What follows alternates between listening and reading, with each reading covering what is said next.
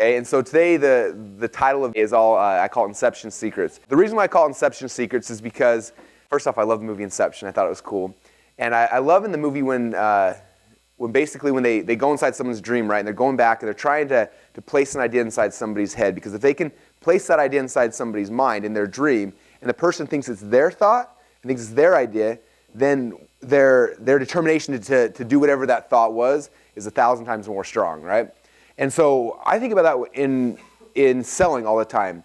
You know, when we sell stuff online, offline, wherever we're at, if we're selling, you know, there was a day and a time, I don't know when, but in the past when selling was just, that was the thing. You go out there and you sell and you close and you do this kind of stuff, and it worked, but it got less and less effective. And I think as people are maturing and as the internet and communication changes and just the way we all react, that all of us have more defense mechanisms against selling. And so I believe selling has really transformed and changed a lot over the last 5, 10 years, and especially just in the last I would say even year and a half or so, just with all the stuff that's happening. And so I strongly believe that people love to buy stuff, but they hate being sold to. And so how can we create situations and things and put systems in place where, just like Inception, we're not really selling something to anybody, but we're creating an environment and an atmosphere and a story and a thing that happens where we cause an epiphany in somebody's mind, and all of a sudden that epiphany lights them up and they think that whatever we're trying to sell them is their idea. Okay? For example, this is my failed attempt at Inception yesterday. Simon knows the story. So a lot of you guys know the MMA fights are happening next door yesterday, and one of my buddies was like the main attraction, and I've been wanting to go to it ever since I found out about it. And I wanted to go really, really bad, but I didn't want to call my wife and be like, hey, I've been gone this whole week doing events, late nights, early mornings, and having help with the kids. The one night I have a chance to come home early, I think I want to stay here and go to the fights.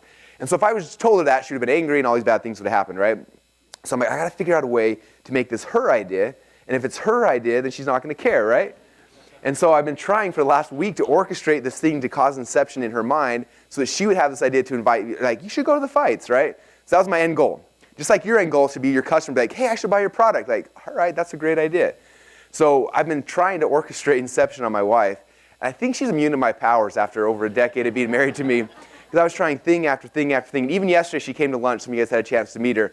And 4 or 5 times during my conversation, I was talking about Jesse's fight tomorrow and the guy he's going to be fighting and how exciting it is for him and the fact that he's in Boise. He never fights in Boise. I kept dropping all these bombs, like just setting it up and setting it up. And she never closed the sale for me. And so last night after me and Simon were hanging out, he kept kind of prodding me like, you got to make the sale, make the sale. So I called her up and I was like, so what would it take for me to be able to stay and go to Jesse's thing? And she stopped for a second. She's like, I really would like 2 new chairs in our front room. and I was like, okay, 2 chairs. And if I do that, I can stay tonight. She's like, yep. I'm like, done deal, sold. So we closed the deal. So my Inception did not work on my wife. I had to go straight sell with her. But I think she sold me. In fact, if you think about it, she used Inception on me. She got her stuff really, really easily. Anyway, but this is the goal of this entire thing we're doing, is how do we create these things in people's minds where it becomes their idea, okay? Do you guys notice the sales process you guys all went through to come here? Do you notice that I never really sold you on it? You were selling me on why you should be part of this and why you should be part, and we just kind of turned the table, and you do that, it changes the whole entire selling experience, okay? The other reason why I think this is important, and this is really interesting, one of my buddies, John Allen, told me this a little while ago. He said that they were doing all these studies and stuff. They said that in 1980, the average attention span of a person was 20 minutes long, okay? And he said that you look back then, like the only distraction that people really had in 1980 is once a day the mailman would show up. Your phone might ring once or twice a day. There's 2 or 3 TV channels, so like you flip through and after 2 or 3 channels, if it's not there, you're done. And that was about all the distractions we had, right?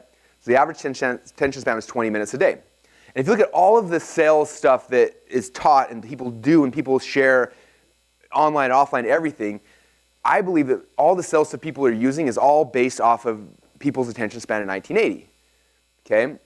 That's why if you look at all the famous copywriters, they're showing how to write these like 8,000-page sales letters with 80-word headlines and all this stuff. And I think and I believe, and based on my testing and results, that stuff did work at a time. But today, people's attention is different and does not work nearly as well. And so we have to understand that things are evolving and changing. So anyone have an idea of how long the average attention span is for a human right now today? You're going to be so depressed. He's 5 minutes here. Any other guy? 3 minutes?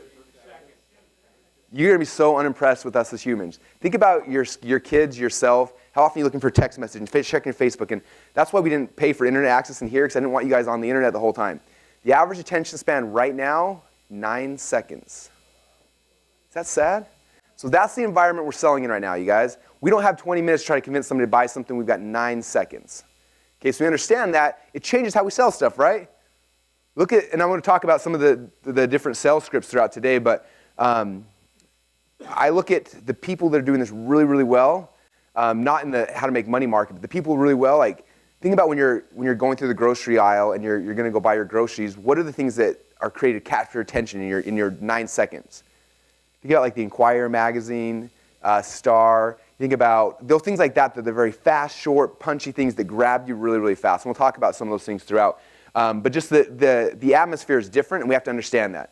Okay, if we're doing sales the way people were doing 5 years ago, or even 3 years ago, it's not nearly as effective as today because we've got to grab people's attention so much faster. And so, because of that, a lot of things have changed. So what I'm going to be sharing with you this morning, the first thing is just more of the conceptual part about how the language patterns we have to use to sell. Okay, so this is more of the overall hierarchy strategy of how this whole thing works.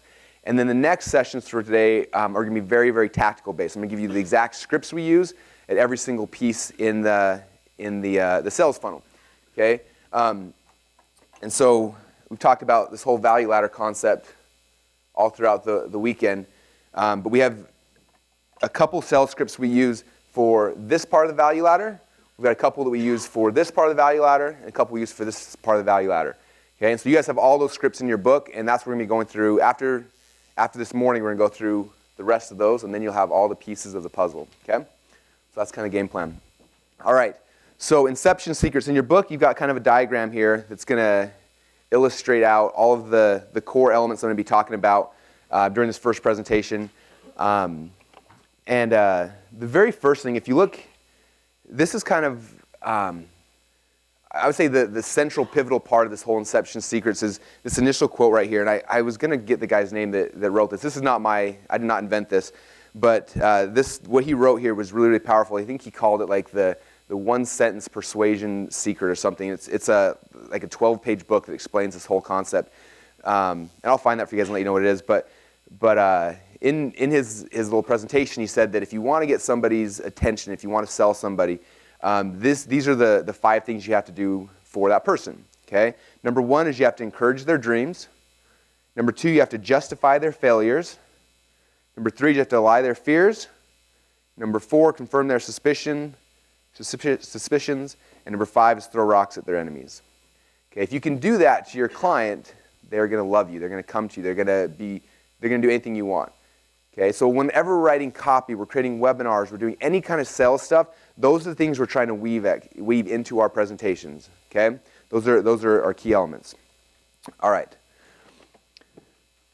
Okay, so let me step back a little bit. All right, so the first time that I kind of started thinking about this Inception concept, we were working on a big project last year. Some of you guys probably saw it. It was called Rippling, and we were working on it with a whole bunch of people. And my job was we were creating all the marketing materials. And we did a great job of it. We got 1.5 million members in like 90 days.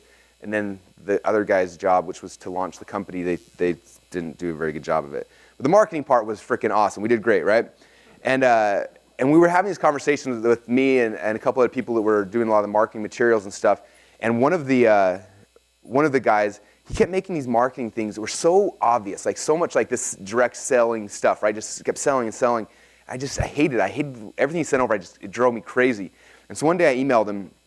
His name's Jonathan. And I wrote him, I said, and I copied this from the email because I just said it one night on my iPhone. I was typing it. And I was kind of upset at him. I sent it. And this is what I said. I said, Jonathan, what I found out in copy is that if you just tell someone something, that it's not as strong and doesn't get the emotion needed to cause action. I think that to really make a concept go viral and get people's buy-in, we have to lead them somewhere, but we can't give them the answer. They have to come up with it. We plant it in their minds with a story, and if they come up with the answer, then they sold themselves, and they will cause the action. Does that make sense? So send that to him real quick. And then like 10 minutes later, he wrote back, he's like, heck yeah, man, it sounds like effing Inception. So if you guys know Jonathan, he swears every third or fourth word. Anyway, so that sounds like effing Inception. And that was the first time I was like, you're right, that's what it is. We can't be so obvious. We got to lead them to a path and then let them make it their idea. And if we do that, everything else changes, right? Okay, so we do that through a lot of different things. And kind of the core piece of this starts out with these three things. The first I call primary question.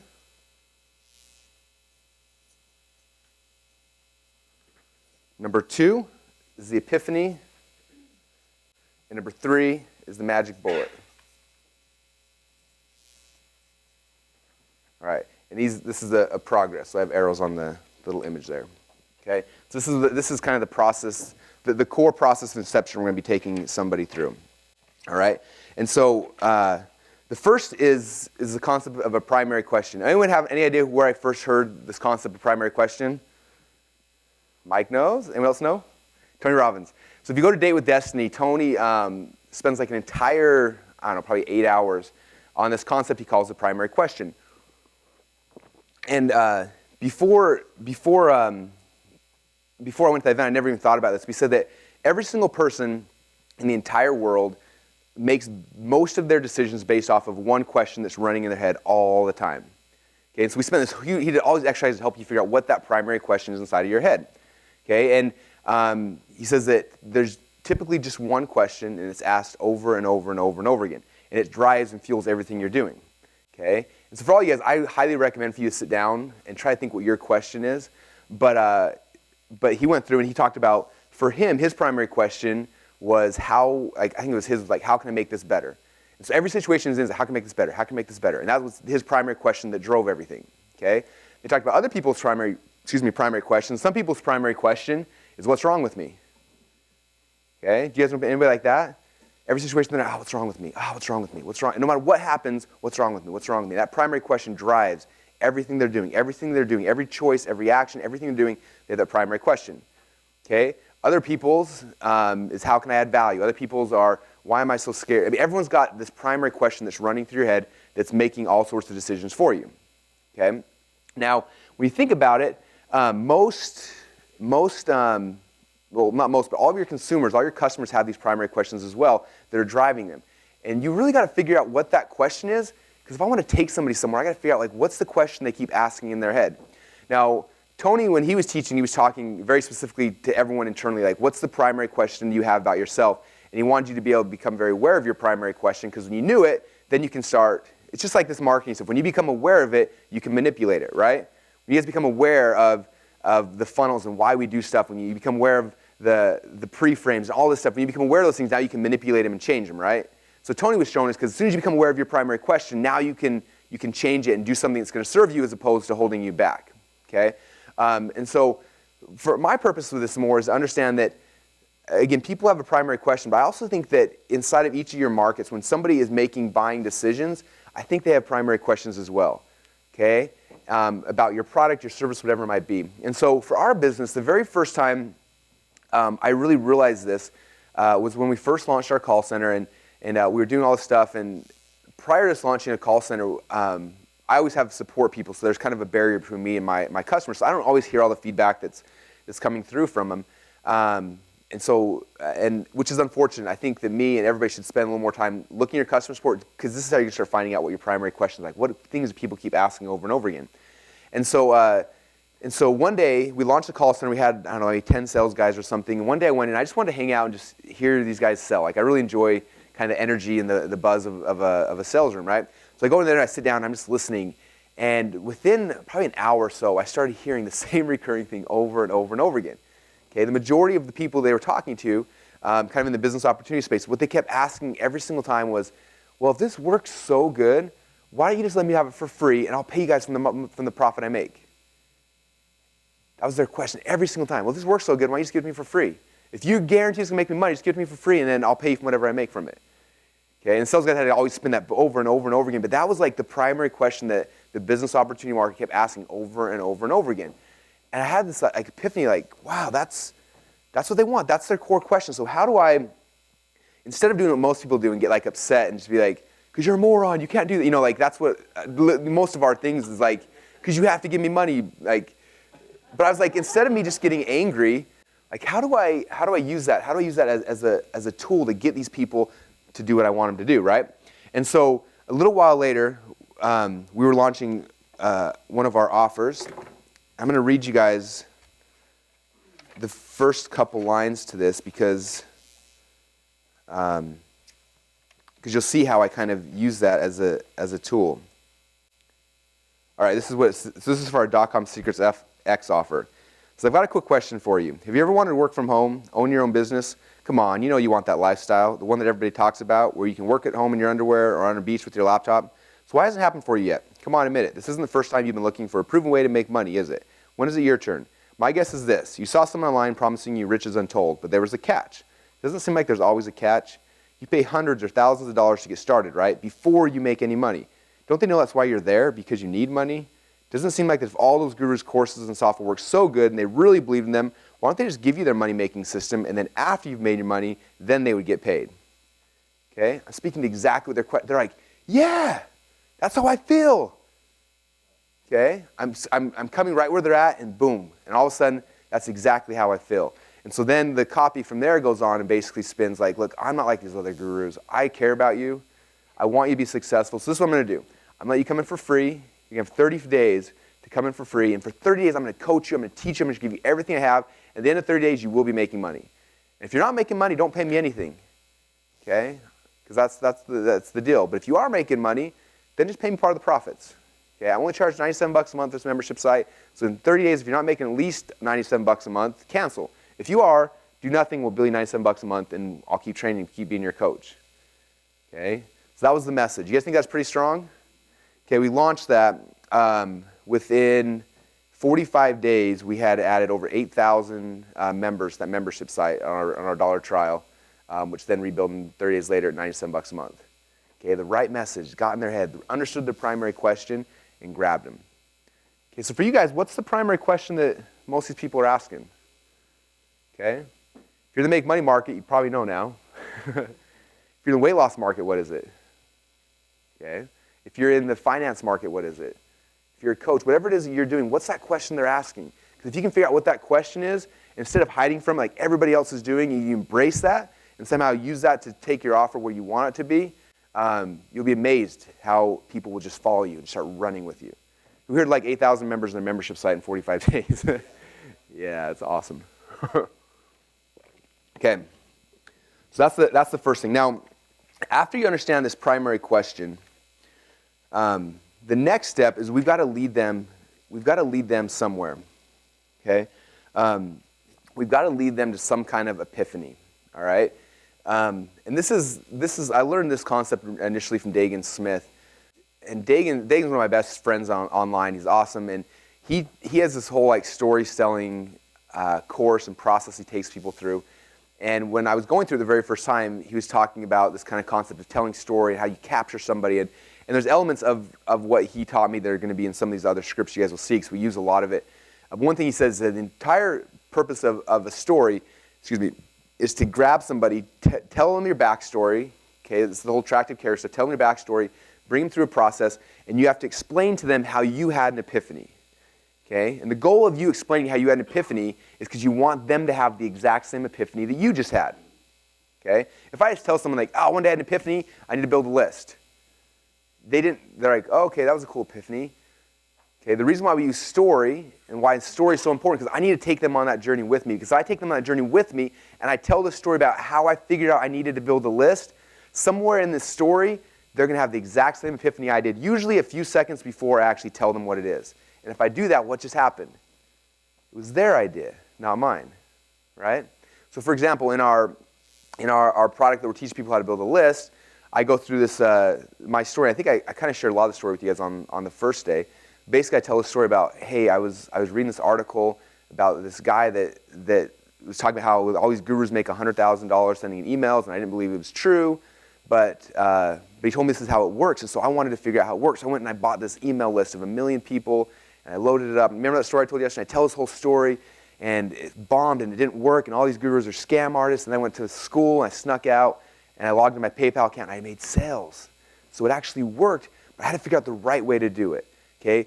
But, and I kind of tell this whole story, and I lead them down this path, to all of a sudden they're like, man, I need a list. If I just had a list, everything would be good. Just like Russell, that's Russell's whole problem, but he made money. If I knew the right way to have a list, then I can make money. And all of a sudden I'm like, hey, by the way, guys, I'm going to teach you guys the right way to build a list. Okay? I give them that epiphany. They have that epiphany. That's theirs. It's their idea. They figured this thing out. Okay? Inception was just caused. At that point, I'm like, hey, I got a product that's going to show you guys exactly what we just talked about. Okay? You guys see that? So that's the epiphany portion of this process. So we're leading with primary question.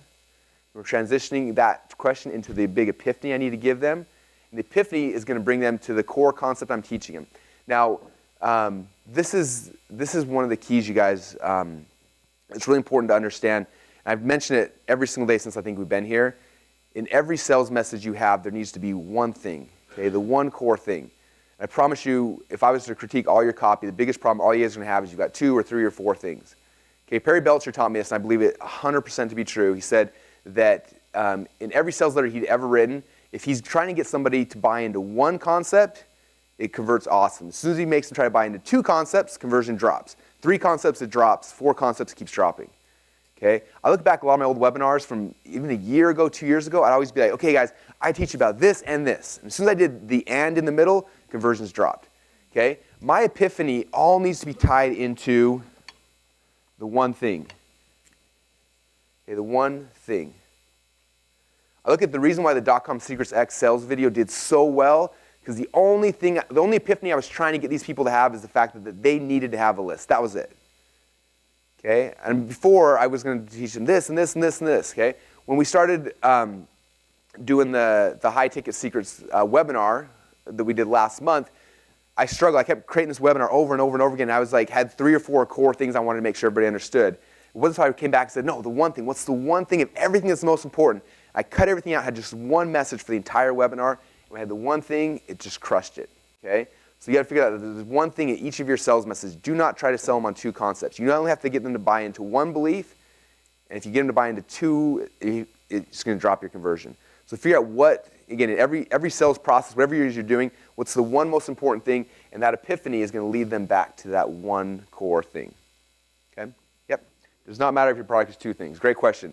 Even if your product is 2 things, you only tell them one. A good example of that, so in DotComSecrets Labs, one of our upsells is our automated webinar course, which is 2 3-day events we did like this, so 6 days worth of events. And the first time I tried to sell it, I was like, this is like the most amazing product in the world. So I'm like, you're going to get this, you're going to get this, you're going to get this, you're going to get, because there's so much stuff, and I spent like 20 minutes explaining all the stuff they're going to get. I'm like, man, people are going to be blown away by all they get. Conversions sucked. I could not ever get to work. I rewrote that sales letter 4 or 5 times, could never get to work. And then one night, this is actually the first time I had the epiphany of the one thing. I was sitting there, and I was like, of all the stuff that I'm sharing, like, what's the most exciting thing? And I looked back in the entire 6 days worth of the course, and I remember in that course, I spent about 15 minutes teaching people about a concept called the stack, which, by the way, you're going to learn probably after lunch. I taught this concept about the stack. And I was like, of everything in here, that's probably the one sexiest part. And so I took our sales video, I deleted the whole thing, I started over from scratch, and the entire video talks about the stack. I learned this thing from this guy named Armin, and I tell the results. This is what happened with it. And the first time I did this, and the second time I did this, and I just walked through this process of the stack and how much money it ended up making me, and how good it was, and how I've used it in every single thing I've ever done. And just that one thing changed my entire business. And literally, that's a 15-minute segment in a 6 days worth of a course. That was the only thing I talked about. And then when I did the pitch, I talked about that. I said, and also, you're going to get a bunch of other stuff that's really, really awesome that's going to teach you a bunch of other things. But man, this stack alone is worth this, and you're going to get that plus everything else for this one price. And that was why I'm finally converted. And it's been converting like crazy ever since. So even if you have a huge thing, you got to pick the one sexy thing, and that's what you're speaking to. Okay? Okay, do you guys hear that? So his question, and this is going to go against every single copywriter in the world. I promise you, I've had this argument late nights with all these great copywriters, and I think they're all wrong. Okay? Every copywriter teacher, you need like 80 pages of bullet points on every single thing you do. The only bullet points I've ever written is for DotComSecrets Labs, and that's just because I was trying to show off. Okay? It had nothing to do with me wanting to sell stuff. I don't think the old school of thought is let's write a sales letter and have tons and tons of bullet points because we have no idea which thing is going to be the most sexy to somebody. So let's give them every single thing, and then hopefully one of these bullet points will convert that person to a sell. Okay, it's old school thinking. That's thinking I've got 20 minutes attention span. I'm looking at 9 seconds, so I don't have the luxury of giving them everything.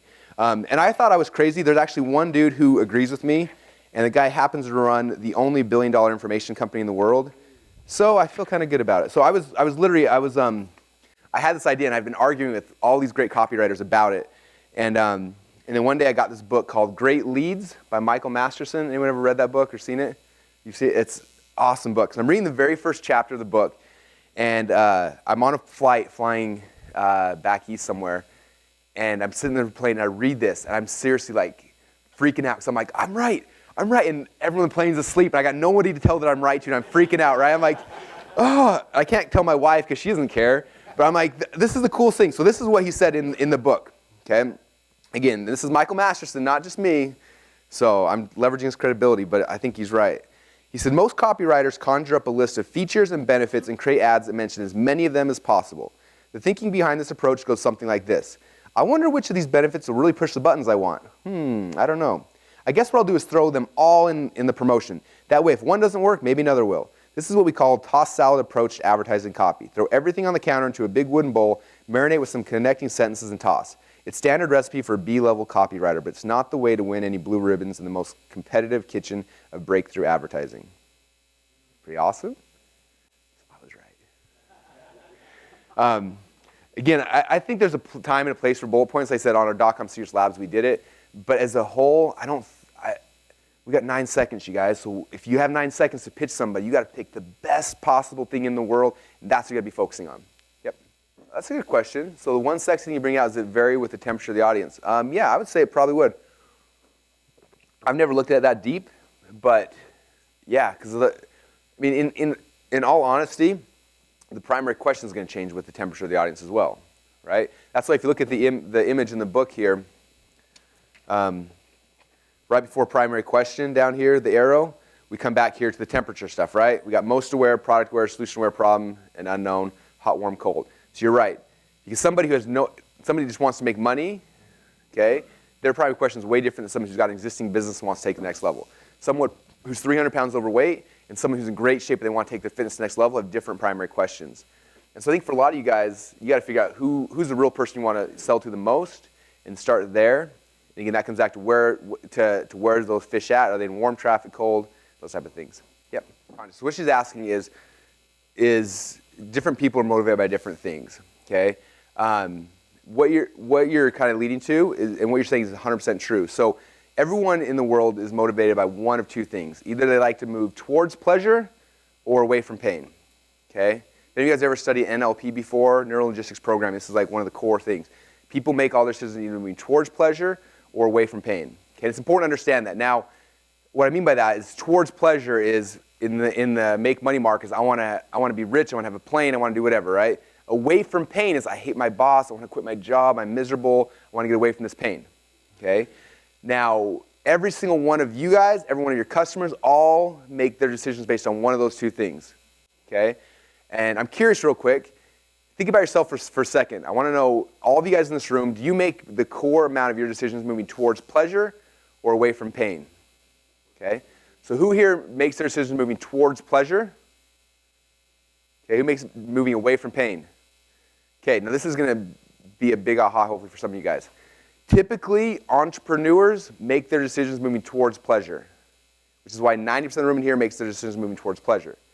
Okay, now, the mistake that most of us make is we assume that our customers are the same way, and so we write our messaging moving towards pleasure.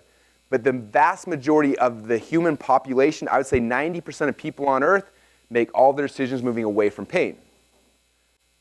Is that aha for any of you guys? So we come in because we're entrepreneurs, and we know this is what motivates us. Let's sell this way as much as we can. But we're not our customers. We're hyperactive entrepreneurs who can't sleep at night because we're so excited to work the next morning. Okay, we want that pleasure. We want that stuff. Most of the people just want to get out of pain.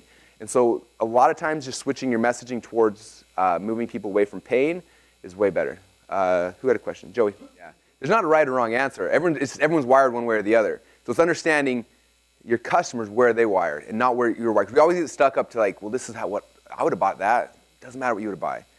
Okay, I was listening to Ben Settle podcast on the way over. He's got this podcast about marketing. All he ever talks about is picking up chicks. It's really funny. And he was reading like some personal ad that some girl wrote, and he's just like ripping on the girl, and it was really kind of funny. And he's like, she doesn't understand that all that men, he's like, this is what men actually want. He's like, the biggest thing that you have to understand is you can't sell what people aren't buying. Like, you have to sell what people are buying. That's a big key here, right? So people are buying, get me away from pain, and we're trying to sell, hell, there's a bunch of pleasure. They're not going to buy that. You got to sell the right thing. Okay? There's another question somewhere? Yeah, David? The other interesting thing about this is, like our goal as entrepreneurs is always to like under-promise and over-deliver. We focus on one thing, they come in for that one thing, and all of a sudden you got the rest of your thing, and they're like, holy crap, like, you didn't even tell me about this other stuff. This is all just free stuff, right? And they get blown away. So it's twofold. One, increases friend conversion because you're focusing on one thing, boom. And number two, they love you twice as much because what they're getting in the back is just so much more. All right. Cool. All right, let's keep going. Okay, so next step then, after we focus on primary question, moving towards the epiphany, then the last thing is when you make your offer, again, as close to a magic bullet as possible. I always think about like, is this a magic bullet? Is this going to answer the primary question and solve the epiphany that they just had? What's the magic bullet? And if we can give them a magic bullet, it's awesome, which is the reason why I like free trials, is the reason why I like the invisible funnel, which is the reason why I like free plus shipping, because this is a magic bullet. Like, I just solved all these problems, boom, I'll give you this thing for free, right? I'm scratching that itch really, really easily at a low ticket. So for some examples of magic bullets we've had tons of success with, DotComSecrets X is only pay after you make money. That's our magic bullet offer. Our double your reading, pay $100 after you've doubled your reading. Living on a coupon, don't pay until you've saved $20 your next shopping trip. Girlfriend in a week, don't pay until after you get a girlfriend, right? Like the magic bullet type offer. I love those for the front end of anything, okay? So when I'm looking at this stuff, you guys, put that up there.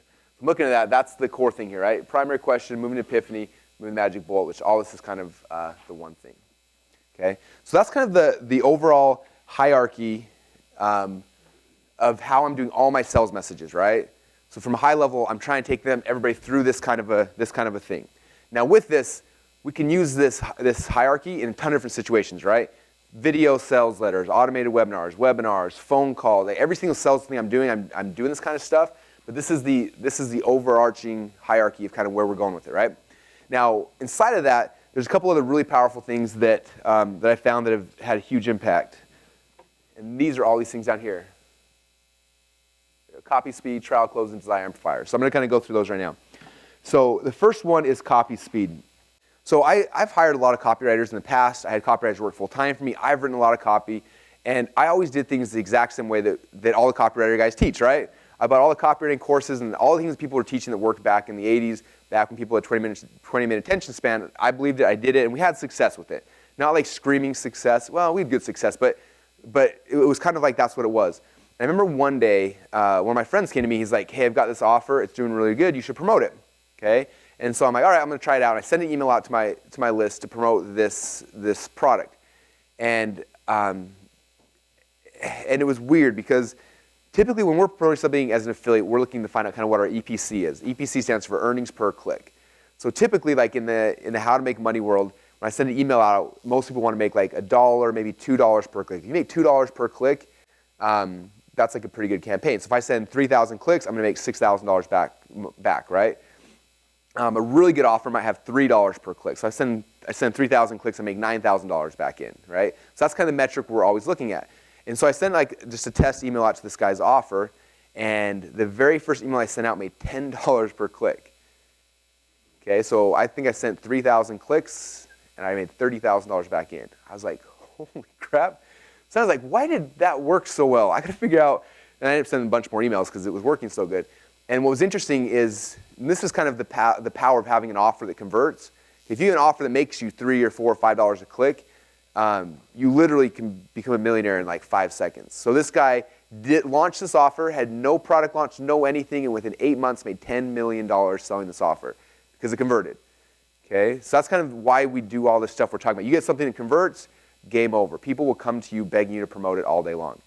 Because all he emailed me and said, hey, so-and-so got, whatever, $6 clicks on this, try it out. I sent it out, got $10 clicks. And next person just went like wildfire, right? And everyone's talking about it.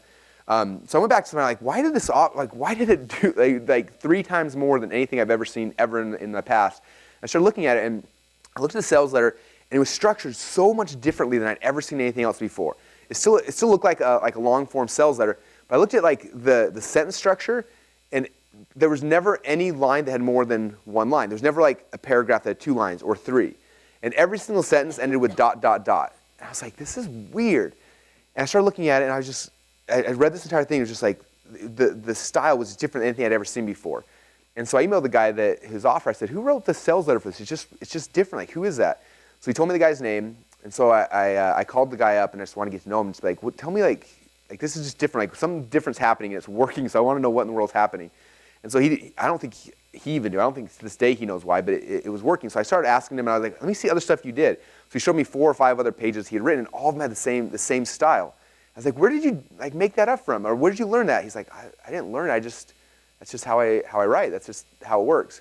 And so I'm like, all right. So I started putting a couple of these other ones just to see as well. And same thing. It was like $5 EPCs, $6 EPCs, like just crazy numbers on every single one of the things he wrote. And I was like, there's something new here. There's something completely different. And so I started kind of reverse engineering his stuff and started seeing why it was working. And then from there, the next 2 or 3 sales letter I wrote, I started following the style, where it's very short sentences, a lot of ... dots after them, and it's completely changed how I write. This style, I can write a sales letter that would have taken me anywhere from 10 to 14 days, I can write in usually 3 or 4 hours now.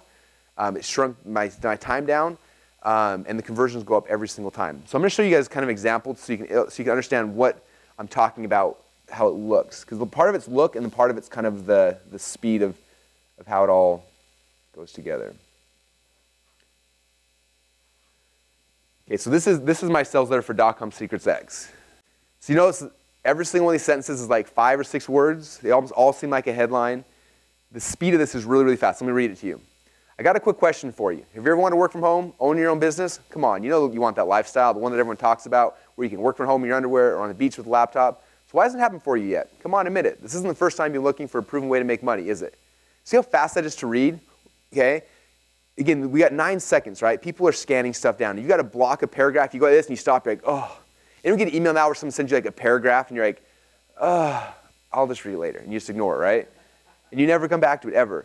Okay. We got 9 seconds. So every single one of these things is almost like a headline, and it's grabbing you. And notice how unfinal it sounds. Like everything's like I'm throwing up these things in the air, and these ... dots keep me like coming back and keep me coming back. It's like, like it's never ending, and it starts like pulling me through this letter, right? That's why I call it the speed of the copy, because it's like in piano they would call it staccato. Is that the fast like da-da-da? That's what I feel like. I feel like there's like this fast speed of the thing, okay? And so when I write any of my letters now, all of them are like this, okay? There's never more. Once in a while I might drop the second line. That's a very rarity. Very, very rare do I ever let it do that. Very short, very fast, and it sucks people in, and it works. And if you look at this copy, the whole thing, you know, I'll scroll out, you see it. Okay, that was the first time I dropped the second line, and I was like freaking like, gosh, should I make a whole other line for that, or should I keep going? But see how easy this is to read? If you saw that, you'd be like, oh, I can read it real quick. A lot of space, a lot of open stuff. So I'll walk you through the scripts later that show you the process, but just this, as far as the style, for speed and ease and everything like that, it's just awesome. You get addicted this way. You'll start writing everything. If you ever get an email from me or text, my wife's like, why do you always put ... at the end of every text? I'm like, I don't know. I just have to. Yeah, I agree 1,000,000%. Email, every communication with anybody now is this. Emails that go out, videos, sales letters, everything is in this fast, staccato, high pace, easy to write. And when you start writing this way, you'll see like how much easier it actually is. It's really weird. Like I can go so much faster and tell a story. And again, when you guys see the scripts tomorrow, you'll see the things, and you're like 4 or 5 of these little lines for the first thing, the next thing, and within a couple hours, your entire thing's done, and it's beautiful, and it's in your voice, and it's awesome. Do you have some? So the way I write now, so I script my whole thing out like this, and then I make, if I'm doing a video version, this is just the same video. So each PowerPoint slide is just one little sentence. Next one, next one, next one. Exact same thing. The worse your spelling, the worse your grammar, the better. Yeah, the second you if your English teacher reads it and is proud of you at all, you just failed. It needs to sound like I'm talking to you in a conversation. In fact, for a lot of guys, the way they do it is they get out like something and they record themselves saying it all and then transcribe it, because this has to read like we're talking. If it reads like you're reading, it ruins the whole thing. So I use a lot of weird words. I use gunnas and horrible grammar and dots, and I want it to visually look easy to read, and I want it to sound like I'm having a conversation with them. So the way I would talk to you if we're talking face to face is exactly the same way like this. If you read this, you're like, that sounds like Russell's talking. That's the way he talks all day long anyway. I want it to be in your voice. Okay? Yeah, again, your English teachers are going to hate you. Yes. And I promise you, at least once a week, when you start driving traffic, it's somebody who will email you like, hey, I saw your sales letter. I corrected all the errors for you. Here's a new version. Like, literally, we get those a couple times a month. I'm like, thanks. I'm not going to do anything of that. And they're like, I sent you this like 3 weeks ago. Why haven't you updated it yet? I don't care.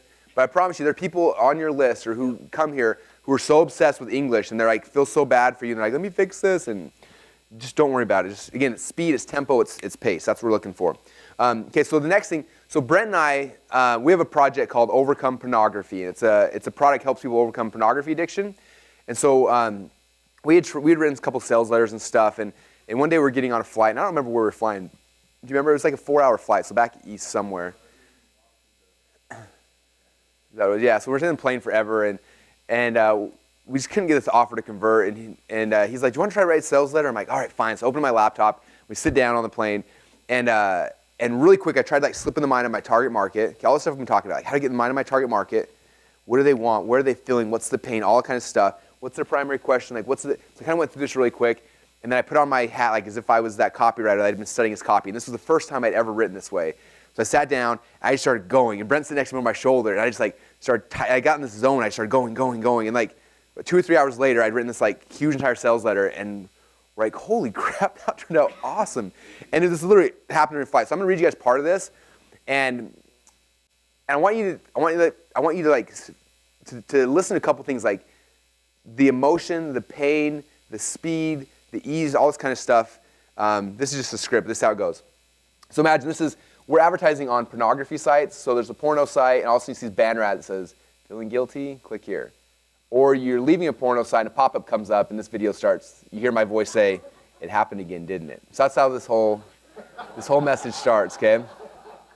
Okay. It happened again.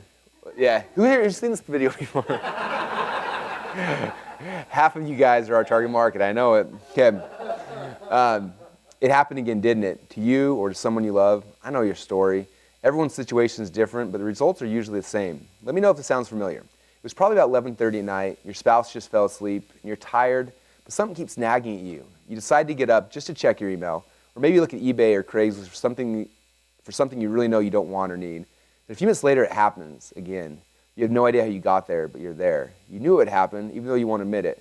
You had a second of hesitation, but you know it's already too late. 1 hour turns into 2, and then 2 into 3. You know you're going to be tired tomorrow for work, but at this point, you really don't care. You know the shame and guilt you're going to feel, the look of pain in your eyes when you look at your loved ones, but it's already too late. For some of you, this is a story that happens often. And for some of you, this just happened. And that's why you're here, right? For others, it hasn't happened to you, but it happened to somebody you loved, a husband, a boyfriend, your child. From the outside, your situation looks hopeless. From the inside, you feel trapped.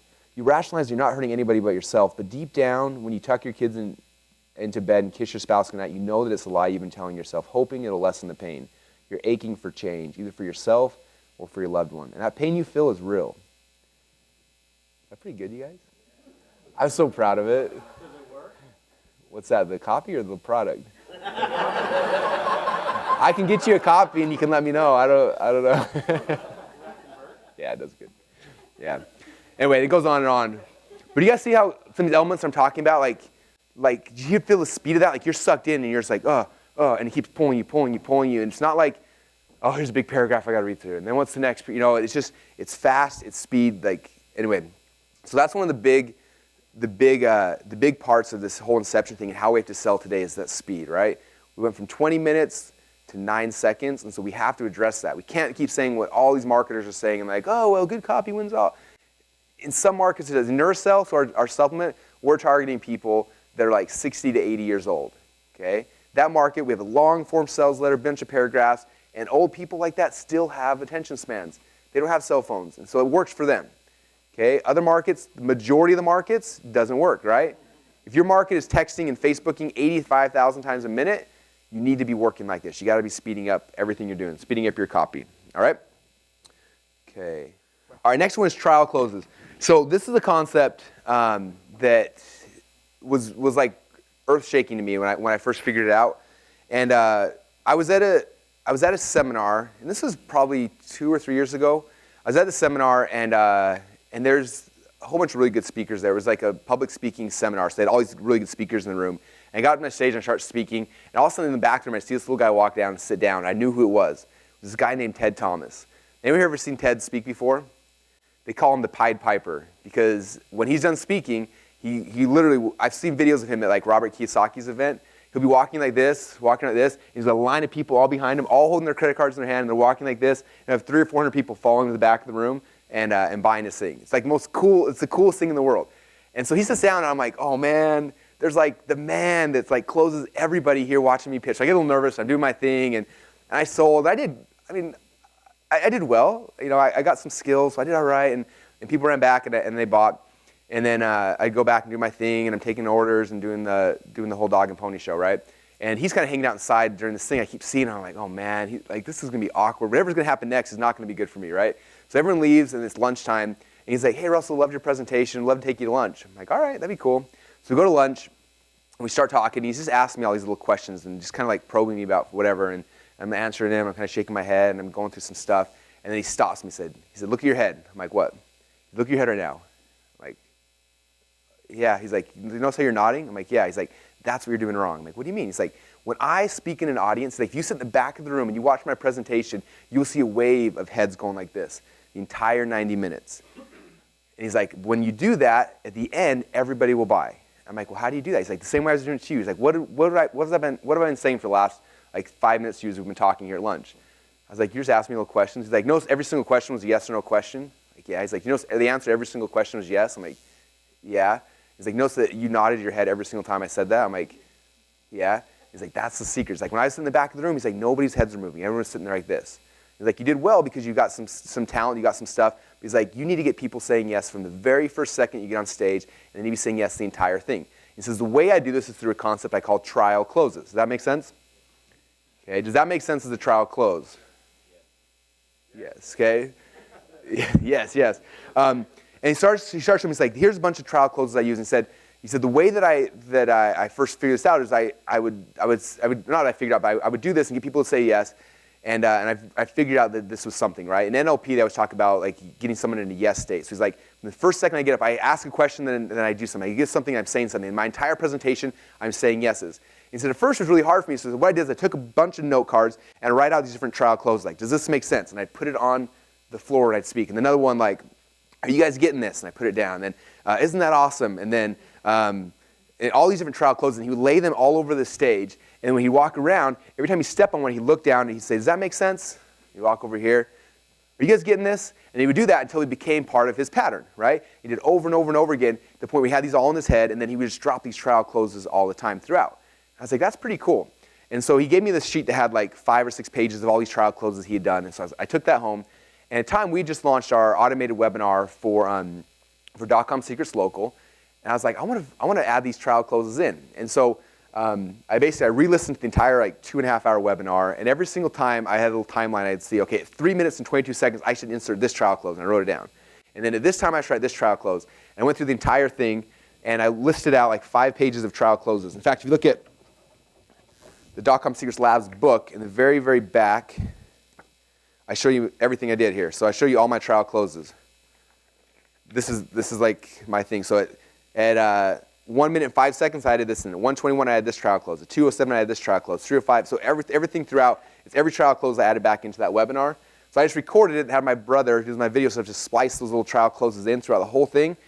And then we put and a couple things about trial closes, like I got so blatant like the very beginning, because I'm in a webinar instead of like at home, so I'm like, I gotta get people nodding their heads like crazy. So one of my very first trial closes was almost like a joke. We put it in, and I was like, I know I can't see you guys at home right now, but I want every one of you guys to shake your head yes if you can hear me. Like literally, I need you to shake your head yes. So like I had people like, I just told them flat out like, say like just do that, and I was really blatant with it. A couple other really cool things is like that Ted taught me. So the biggest problem is a lot of times you'll share a testimonial, and then you get a little nervous and you move on to the next topic. He said, as soon as you share a testimonial, that is the best, most important time for you to drop a trial close, or 2 or 3 or 4. So I just showed a testimonial of Simon. I'm like, here's Simon, he just made $1 bajillion. Isn't that awesome? I just did. So that was trial close. So I showed that. I'm like, isn't that awesome? Can you guys imagine yourselves doing that? Would that change your life right now if you were to have that same result in your life? Okay, what would your spouse think about you if you did that? Would that be awesome? Okay, I just dropped like 5 right there in a row. So anytime you do a testimonial, you do that. Anytime you share a really cool feature or benefit, like this is this cool thing that this does. Do you guys get that? You see how awesome that is? Is that one of the coolest things you've ever seen in your life? You see how this would change the future of your life forever. Okay, boom, drop, trial, close.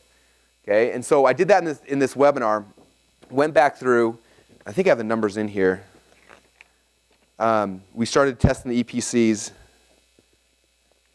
So before we added trial closes, we were averaging, oh, please say the numbers in here. Anyway, I think we were averaging, I have the after number. Oh yeah, so when we first did it, we were averaging $9.45 for every person who registered for the webinar. After we added in these trial closes, driving the same traffic, we increased it to, oh, come on, can I not find it right now? It went up 74.6. I think it went from like $9 and whatever, 46 cents to like $16 per person. So 74% increase just by adding in these little trial closes. Is that cool? You guys getting this? Is that awesome? Okay. And so I started realizing that this was powerful, and I started using it, first off, in my personal life. I use this all the time. I think it drives my wife crazy, but it's the way I speak now, right? It's become part of my language pattern. In my sales videos, I use it all the time. In my webinars, every time I communicate with any audience, I'm using it because I want people to say yes. Natasha, be willing to share your story about this? Because it was like, was it 2 years ago, or when was it that we first talked about this? I think it was maybe even like a year ago or a little over a year ago. And I heard Russell talking about this, and I was like nodding my head. I was like, oh my gosh, this is awesome. I've got to do this. But then I was like nervous. I was like, how am I going to ever remember these things? And then I remembered what he taught about the guy that had flashcards on the stage. And so I had a webinar. And so I decided that I was going to put it all on Post-it notes. And so I had something like 50 trial closes on Post-it notes all over my window, all over my desk. And Rich walks in. He's like, "What in the world is going on?" And I'm just like, they're like falling all over the place. I'm like, after the webinar, which it worked out really well. I don't have the numbers, but I made a lot of sales. And I remember like that night I walk out of the office and like I got like a trial close stuck to my shoe. And so now I always talk in trial closes, always. My new one is, are you getting this? Would this work for you? Could this work for you? Can you see yourself doing this? Like once you start practicing, it's really, really weird to do it at first and you feel like completely stupid. But then all of a sudden it just totally becomes a part of your speech pattern. Does that make sense? Y'all getting that? All right. Will this work for you? Awesome. Will you tell me also what you said about one of your attendees at your event was like, I feel like you actually, oh, that yeah, was awesome. Yeah. So I was actually in a group, coaching call, and one of our, premium buyers said, the one thing I love about Natasha is she always says, are you getting this? Does this make sense?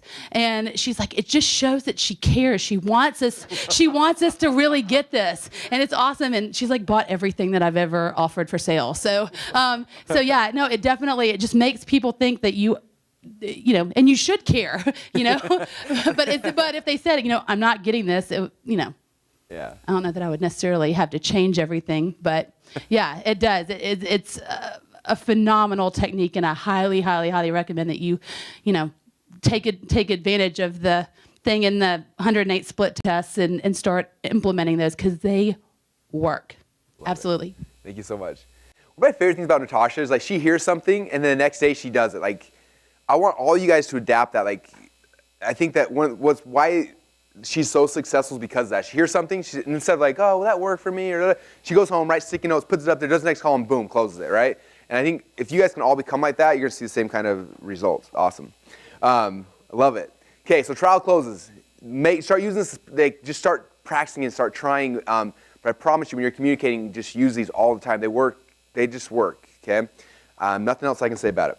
Oh, here's my numbers. I went from $9.45 net profit to $16.50 net profit per registration, which was awesome. All right, cool. So there's trial closes. Any questions about that at all? Cool. Now the last thing is desire amplifiers. And there's a lot of desire amplifiers we can use throughout.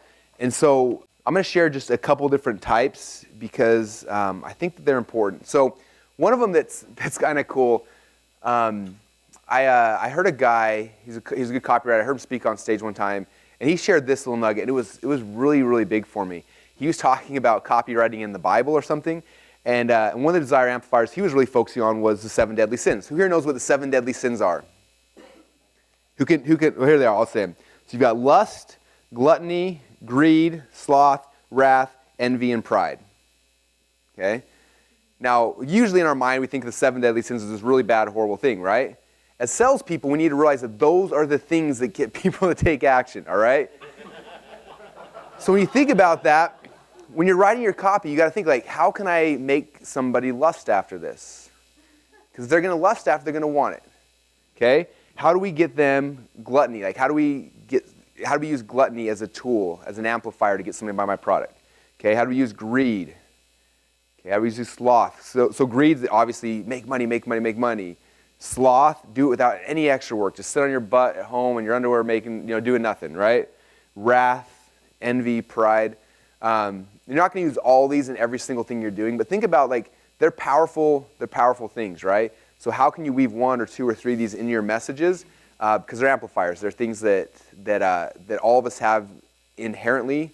They're problems we have, and if we can tap into those, I don't want to sound like an evil person, but we want to tap into those kind of things, right? Okay, the next thing, I'll share this. I think this is kind of cool.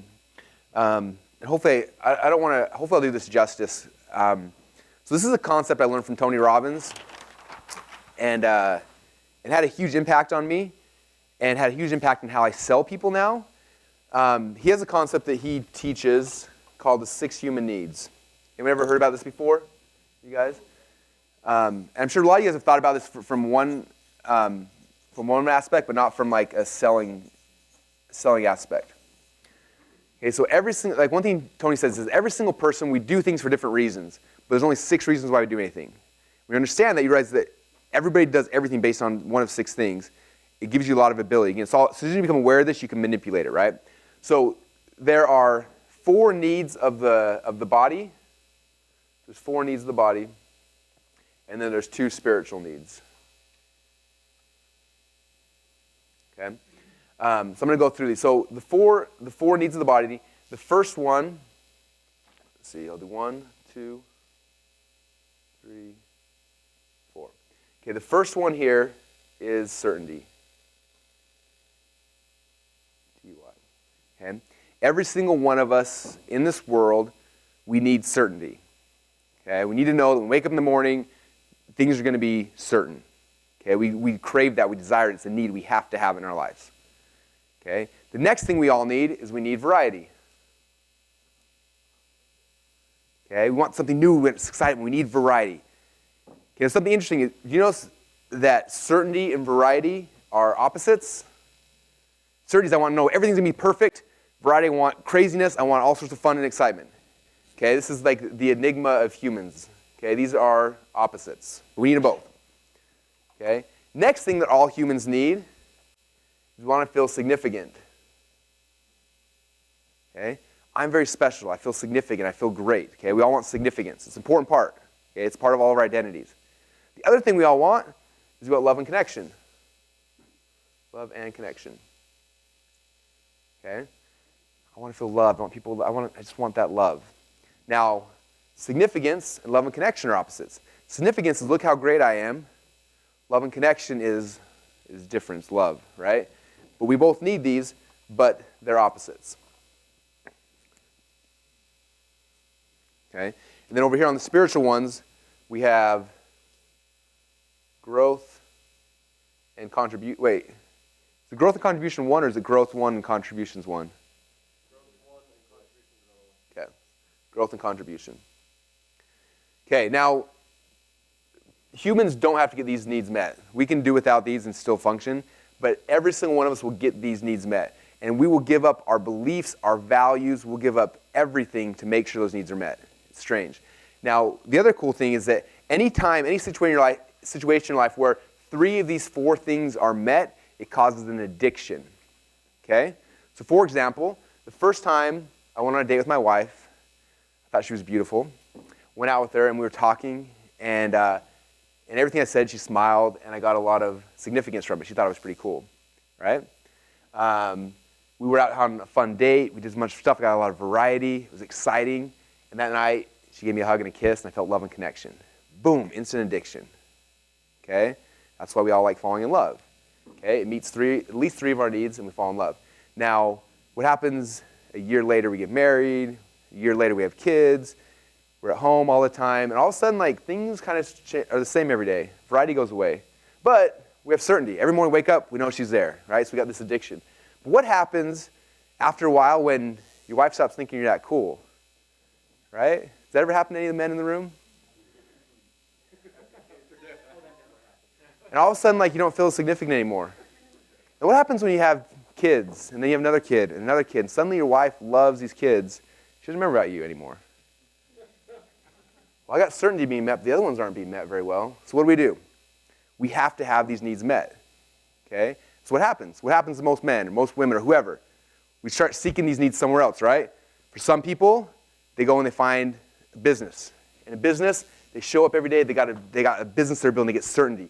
Every day it's this new thing, they get variety, okay? Their customers love them, they get testimonials, and they get love and connection. Their team, their boss, people think they're awesome, and they get significance. And all of a sudden, their job fulfills all their needs. And what happens? They spend 10, 20 hours a day at work because that's where their needs are being met. Isn't that interesting? It causes an addiction. Who here is addicted to work? Because your needs are being met, okay? It's interesting. And so all these things are happening. And one thing Tony said was interesting. He said that there's never a situation where anyone's ever gotten divorced where in that relationship all their needs are being met. Okay, if you want to like save your marriage, if you're struggling with marriage, look back and say, how am I making my wife feel certain? How am I lighting her up? How am I making her feel significant? How am I getting love and connection? If those needs are met for her, she will never leave you. Same thing for a guy. If your wife's fulfilling those needs for you, you will never leave. But the second they start disappearing, as humans, we have to get those needs met, and we'll find out a way to do it. Okay, think about if you have kids. Think about your kids in school. Okay, if they're not getting these things from home, where are they going to turn? They're going to turn to sports. They're going to turn to drugs. They're going to turn to gangs. They're going to go find somewhere to get these needs met. Okay, and that's how it works. So this is the motivational, personal development part of it. Now that you're aware of it, how do we use this for making money? Okay, how can we create situations where these needs are being met with our customers? We can cause an addiction in our customers where they're feeling certainty, they're getting variety, they're feeling significance, they're getting love and connection. We can literally cause an addiction with them where they're going to want to keep buying from us, coming to our events, coming to our webinars. They're going to get all these needs met with us. And what else is cool is that moving on, like, to really take your life to the next levels, then you start seeking after spiritual needs. When these needs are all met, then you start looking for how can I grow? How can I contribute, right? So same thing. How can you take your customers to the next level where now we're growth, we're contributing? Okay, we took one of our customers to Kenya with us for a week, and we built schools out there with them. We did a whole contest we wanted to help our community to grow and to contribute and be part of something bigger than they were, okay? So these 6 human needs, like I said, there's a lot of principles you guys can use personally in your own lives, in your kids' lives. Well, now with my kids, I'm going through this process right now because I know that right now my kids get all their needs met from us, right? It happens. But when they get older, it's going to shift. And if I don't focus on it, all sorts of crazy stuff can happen. But if I know that if their needs are met here, they're not going to go other places, you can engineer that, right? Every Sunday I wake up and say, this week, what can I do to make sure my kids get variety? Because if they're having it here with us and our family and with their friends that are good and we like, they're not going to go after drugs. They're not going to go into gangs. They're not going to be seeking for in other places. Okay? Anyway, so it's a cool tool you can use in all aspects of your life, but also with your customers. Like, how can we cause these addictions with our customers? Because if we do that, they keep coming back again and again and again and again. Is that exciting? I love this stuff. All right. What other ones? There's a bunch of other ones. I'll share one more one, just because I think it's kind of cool. Anyone here ever studied hypnosis before? With like you're getting sleepy. Okay, so hypnosis is, there's like the stage hypnosis side of it. which is fun and exciting. But from a sales standpoint, we use hypnosis all the time, okay?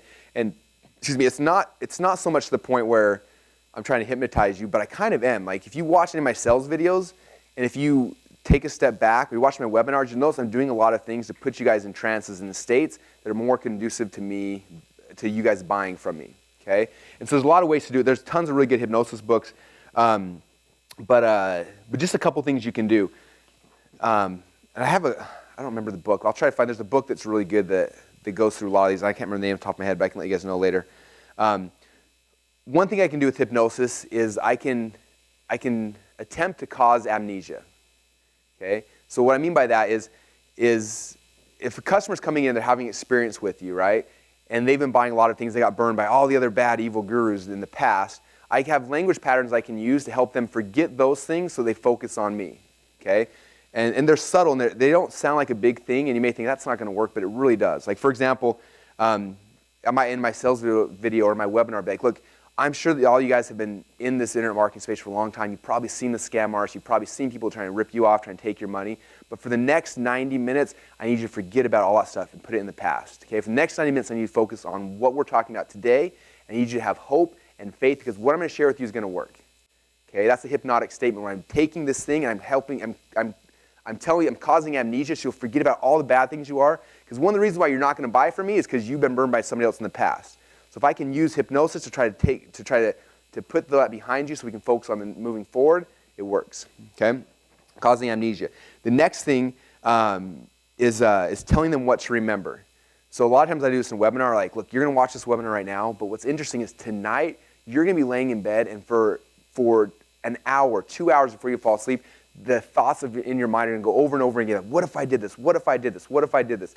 And as those thoughts go through your mind, you're going to know that you have to take action, that you have to be part of this, okay? I'm telling these things, I'm placing subconscious thoughts in their minds, and that night, a lot of people are going to sit there and be like, it's going to go through their head. Okay, the human mind is really weird how it works.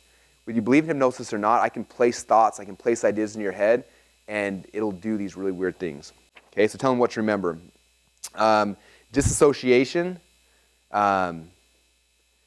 Disassociation is where I try to take somebody into a different place. For example, you'll notice when we go through the scripts, a lot of times I try to future pace people. So I'll talk about something that like before we move on, I want you to really sit back and think about what life's going to be like in 30 days from now. When you've got this stuff, like what's it look like to you? What's the future going to look like? Imagine what it's going to be like when you can fire your boss, when you have more free time, or when you've lost the first 5% body fat, or whatever that thing is like. And I push that to them, like future pacing. And I'm disassociating from the situation they're in right now where they're miserable, and I'm showing them where they can become, where they can go. It's a really, really powerful thing. I think most of the scripts I have, usually at least once or twice from some kind of future pacing, we're breaking away from where they are and pushing up to where they want to become and where we're trying to take them. And if they can see that for just a second, very, very powerful tool. Another one that I like doing is time distortation. Anyone here been hypnotized on stage before? It's kind of a fun process, right? But usually you do it, and when you're in this hypnotic state, like it's not like what people think. If you haven't ever done it before, it's not like you're like a zombie and you're moving around. It's more like you're just hanging out.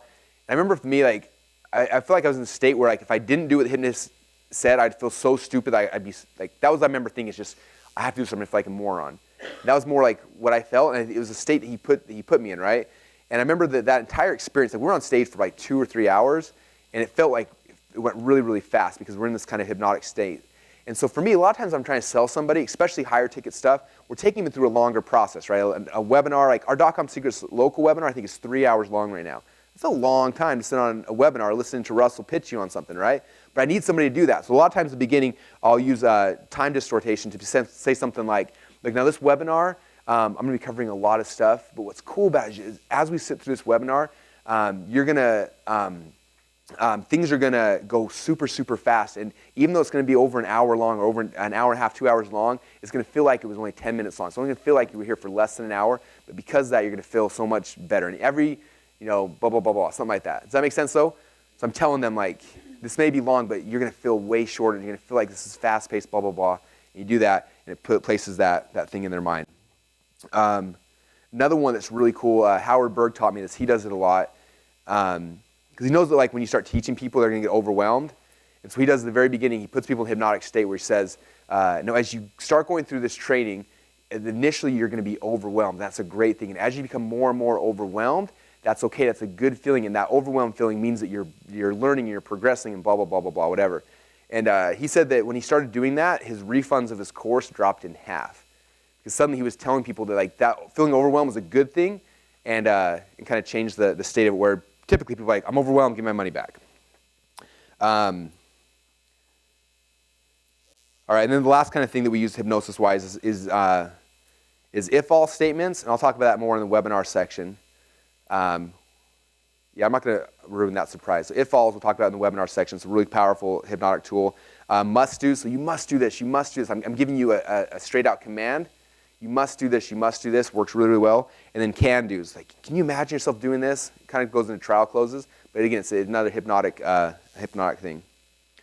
So again, hypnosis is cool stuff to study, you guys. Even if you don't believe in like stage hypnosis, whatever, like as a tool, all these little weird little things, they add up, okay? And they all help you get to where you need your audience to go. So those are all a bunch of different desire amplifiers that we try to weave into all the copy, okay? So this whole first morning session, you guys, as you know, is not so much just here's like the script. This is trying to help you guys understand the overall process. Okay, we're taking from primary question to epiphany to magic bullet, and then here's some of the techniques we use. We talked about copy speed, we talked about trial closes, and we talked about some desire amplifiers. Now, you don't get overwhelmed. You don't have to do all these things every single time, but they're all tools in your toolbox now you can start figuring out how to use when you're scripting things out, when you're writing webinars, when you're doing stuff. And at first it'll be hard, but every time you do it, it'll become more and more second nature. Like Natasha said, trial closes are second nature to her now. She does it all the time. Using hypnosis stuff, first I never used it, now I start using it more and more, and eventually it just becomes part of it just becomes a part of your language patterns. And as you do this more and more, it'll become more and more second nature. I'm a junkie. I like learning all this stuff. So I talked about this a little bit on day number 1, like concept of immersion. So this is what I like to do. Like I recommend this for all of you guys. Like I remember the first time I kind of started realizing the power of this, it was huge. Like I literally think that in about a 48-hour period of time, I can become an expert in any business. I can know as much in 48 hours as any expert. I literally think that if I wanted to become a doctor, I could spend 48 hours and do almost everything a doctor can do.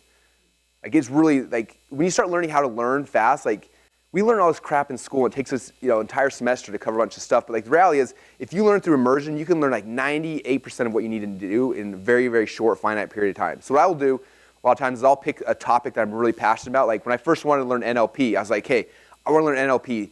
I can go and read a book on it and do some stuff. In 6 months, and I know a couple things, or I can immerse myself in it. So I literally went online. I bought every single NLP book, every single audio, as much stuff as I could, and I got it all shipped to me. And I spent a week where I'm going to learn NLP. I'm going to learn as much as I can from it. And so in the car, I'm listening to NLP CDs and books. I'm reading through them, scanning. I'm trying to find as much stuff. And I just immerse myself in something as hard as I can for about a week. And in a week, you literally can learn enough in a week on any topic that you can become an expert in it. Okay? Again, and so that's kind of what I do. So like when I got into NLP, that's what I did. When I was learning hypnosis stuff, about 5 or 6 sales hypnosis books, some audio courses and podcasts, just brained them as fast as I could. And I don't know everything on it. I don't finish reading every single book. My goal is not to read from cover to cover. It's to scan through and find the things that I can use that are applicable to me as fast as I can. And when you do that, you just assimilate information really, really fast. And what else is cool is like, when I was talking to Howard Berg, the world's fastest reader, he told me something that was really powerful. He said a lot of people read a book on a topic and they get like one author's perspective. And so the problem is that that's just one guy's perspective. He's like, I'd rather get 5 or 6 books and get everybody's perspective, and all of a sudden you get a whole picture. And obviously most of us can't read an entire book in 3 minutes like Howard can, so it's harder. But I like to get a bunch of different stuff and get a lot of perspectives on stuff because you get a better picture, and you start making these connections that you don't make when you dabble, right? Like the reason why I think college is a horrible experience is because I spent an hour here and then an hour here, and I learned like 8 topics in a 3-hour period of time. And then 3 days later, I gotta do it again and again. I'm dabbling in all these things. I can't remember anything, and none of these connections are happening. But if I take one topic and just cram as hard as I can for a very finite period of time, you get so much stuff. That's why I like events like this. In 3 days, I cram so much stuff on you. A lot of it's gonna be over your head. You can get overwhelmed, all this stuff. But all of a sudden, all these connections start getting made, and you're like, oh, that's how this stuff all fits together.